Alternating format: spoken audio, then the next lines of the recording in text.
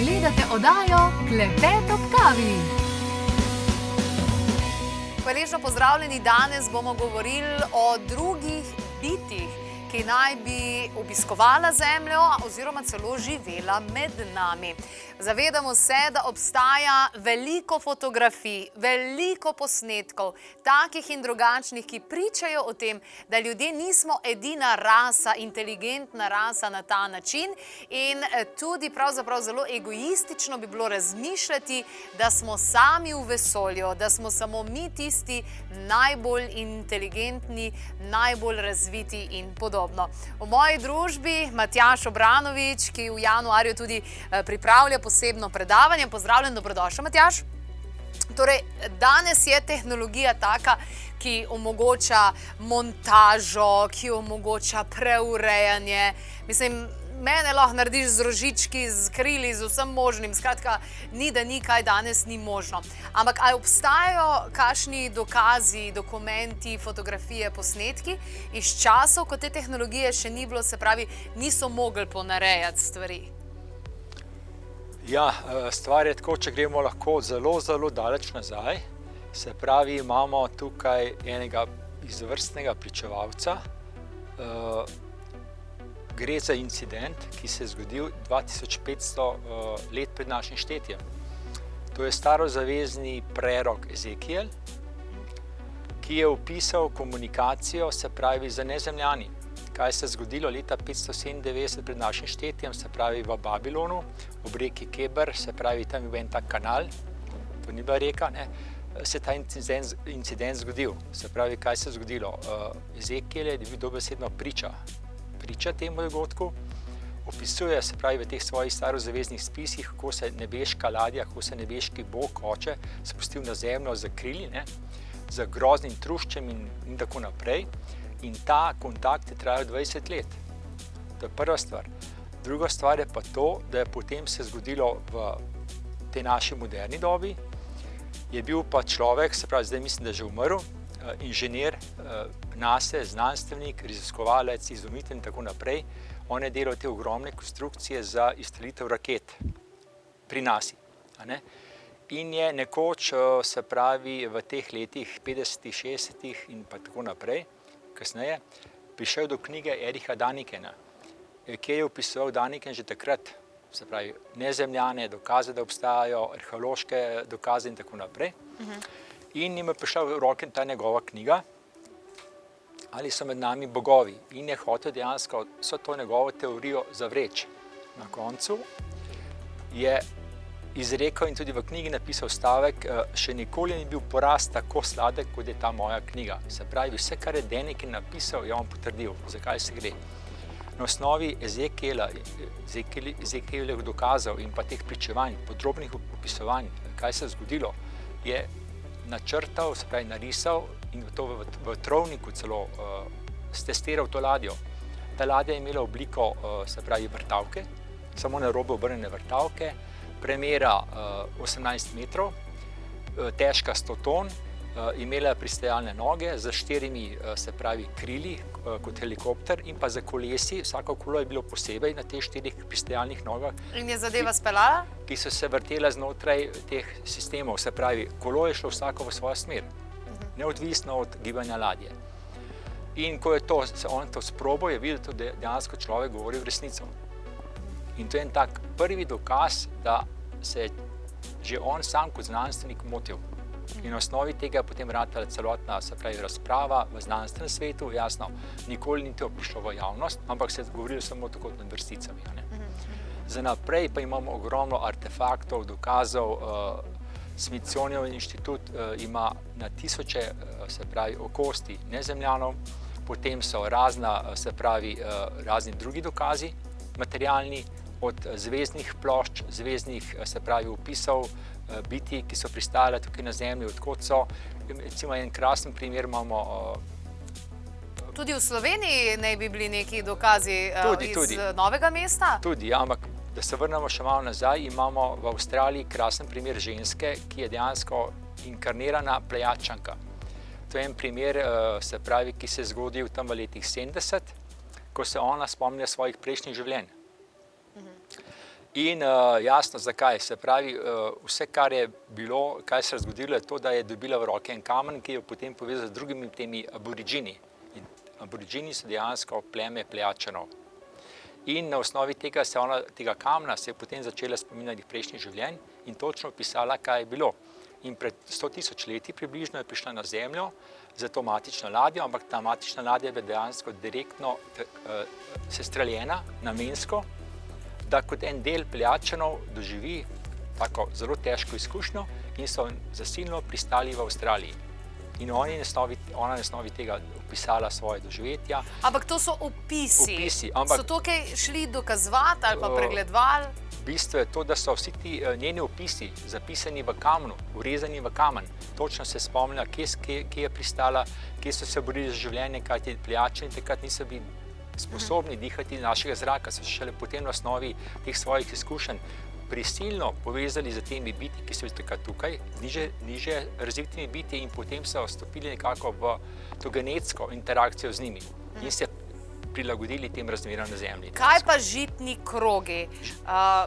Videla sem nekaj neverjetnih oblik žitnih krogov, ampak hkrati sem pa tudi prebrala kar nekaj člankov, da to vendarle človek lahko naredi takšen žitni krog in da se to dela. Ja, to človek lahko naredi, samo bistvena razlika med umetnimi temi krogi, žitnimi in pa tistim, ki so jih naredili nezemljani, je to, da te bilke so prvič poležane, ampak so mrtve.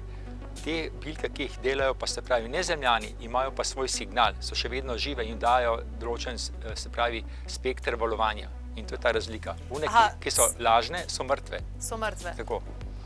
In dejansko pa sprožajo skozi sveto geometrijo nezemljani določena sporočila, kaj se na Zemlji dogaja, v našem sončnem sistemu in tako naprej. Imamo potem pa še druge dokaze, recimo zdaj imamo en tak najnovejši dokaz, se ni nov, zgodil se leta 1979, ko je ruski kozmonaut Viktor Atanasjev, ko je bil instaljen svojo raketo v orbito okoli Zemlje, ki naj bi se združil z vesoljsko postajo Saljut, ne Sojuz, in ko se je približeval tej matični svoji oskrbovalni ladji, se mu nenadoma približal objekt, dolg čez 20 metrov in pa letel mimo njega v bližini, se pravi v daljnosti 20 metrov. In to je on opazoval in jasno, ko se je vrnil nazaj, on je tudi to slikal, fotografiral, posnel film, je bilo vse zaplenjeno. In še ko je odšel ven iz te ruske kozmonavtske agencije, šele potem, v teh zdaj poznih letih, je šele prišel s to informacijo ven. Se pravi, imamo polno dokazov. Potem imamo nasin skrivni vesoljski program. Potem imamo program korporacij, ki se odgajajo sedaj v vesolju. Imamo program nacistov, ki se odgajajo v vesolju. Spravi, imamo tukaj ogromno dokazov. Nacistov? Nacistov, ne? Aha, so že oni, mislim, videla sem ene posnetke enkrat, da je bilo v tem času, da je bil Hitler kar seznanjen z temi zadevami, kar se tiče nezemljanov. Ja, Hitler je bil zelo seznanjen, čeprav ne v celoti, ampak ta njegova, se pravi, eterična društva, kot je tule, pa se pravi še ena ženska, Marija Orsič, je ona to celotno zadevo vodila in ko so ji Aldebaranci preko teh svojih telepatskih komunikacij dobesedno dali opis, kako ne zgradi ladjo, kajti bistveno je to, da se doseže pri vsaki ladji antigravitacija. In v osnovi tega že takrat, to je bilo leta 33-36, je okoli 1500 ljudi zapustilo naš planet in odšlo gor v drugi sončni sistem. Tale trenutek preverimo še izjavo Davida Icka, ki je tudi obiskal Slovenijo in tudi pripravil takrat predavanje. David Icke ima ogromno izkušenj, ogromno informacij in spomnimo se, takole je komentiral, ko nas je obiskal nekaj let nazaj. Road of going deeper and deeper and deeper in the rabbit hole through all these levels that I'm talking about, suddenly you start to hit the fact that behind if you like, the human level of this manipulation is a non-human force. And when I talk about the hidden, I mean literally the hidden from human sight, because we can't really understand the world of the seen unless we understand the world that we can't see. And when you think about this, according to mainstream science, the electromagnetic spectrum is about 0.005% of what they say exists in the universe, in energy, mass, matter, and all the rest of it.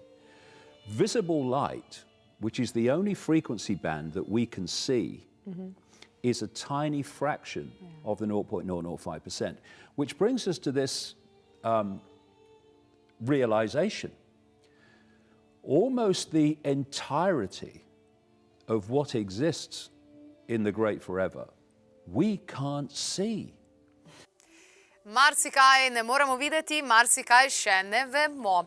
Matjaž, ko nekdo spregovori o teh stvarih, pa dokazi, pa uno, pa tretje, velikokrat slišimo, ja, pa je bilo zaplenjeno, pa je bilo prikrito, pa so si, ne vem, zmislili nekaj druga ali pa kakorkoli. A javnost ni pripravljena za to zvez? Zakaj bi se te zadeve pol tukaj skrivale pred javnostjo? A mi kot človeška rasa nismo pripravljeni, ker se že med sabo tukaj bockamo, da bi bil pol še večji kaos, če bi zvedeli, da obstajajo druga bitja? V čem je finta, po tvojem mnenju? Bistveno gre samo za kontrolo. Se pravi, kontrolo nad vsemi resursi, kontrolo nad človeštvom, gre za človeško manipulacijo, gre za žetev človeških genov in pa gre tudi za dobesedno zaustavitev normalnega človeškega prehoda v višjo dimenzijo. In ena takih stvari je zdaj, ki se bo tudi zgodila, je ta, da Zemlja že raste v svoji rasti kot ženska, ki bo rodila, se pravi, se napihuje, se veča, s tem se veča število potresov, obenem pa se energije vsako leto povečujejo. In ljudje, se pravi, tisti, ki vedo, se sedaj pripravljajo na solarni dogodek, ko bo dejansko naše sonce dobesedno zamrznilo. Vdalo bo svojo energijo, vdalo bo svoj elektromagnetni plašč in pa tisti del, ki bo pa prišel pa na Zemljo, bo pa spremenil vse. Se pravi, spremenil bo vedenje človeške rase, zakaj se gre, odkot prihaja, in pa tudi pometel vse to z neuporabno tehnologijo in pa s temi kontrolniki, ki so na Zemlji. Kdaj bi se naj to zgodilo? To se naj bi zgodilo sedaj v približno 10 letih. Zavisi pa vse od časovnega kontinuuma, se pravi, zavesti človeštva. Kar se pa tiče še te kontrole, se pravi, vsa ta strenja, ki je tukaj na Zemlji, je vodena strani teh reptilnih sil in to se dogaja že tisočletja. Ali misliš, da obstajajo ljudje, ki so na zelo visokih pozicijah, na tako visokih pozicijah, da jih mogoče mi niti ne vidimo, pa pravzaprav niso ljudje, pa se pretvarjajo, da so ljudje? Je to možno ali je to samo znanstvena fantastika, ki jo gledamo v... To sploh ni znanstvena fantastika. Ravno sedaj ker so te temne sile dobesedno v paniki, je ogromno število ljudi na javnih položajih, od predsednikov, se pravi ministrov, vseh tistih pomembnežev, do celo filmskih igralcev ali katerikoli drugih pomembnih ljudi že zamenjano.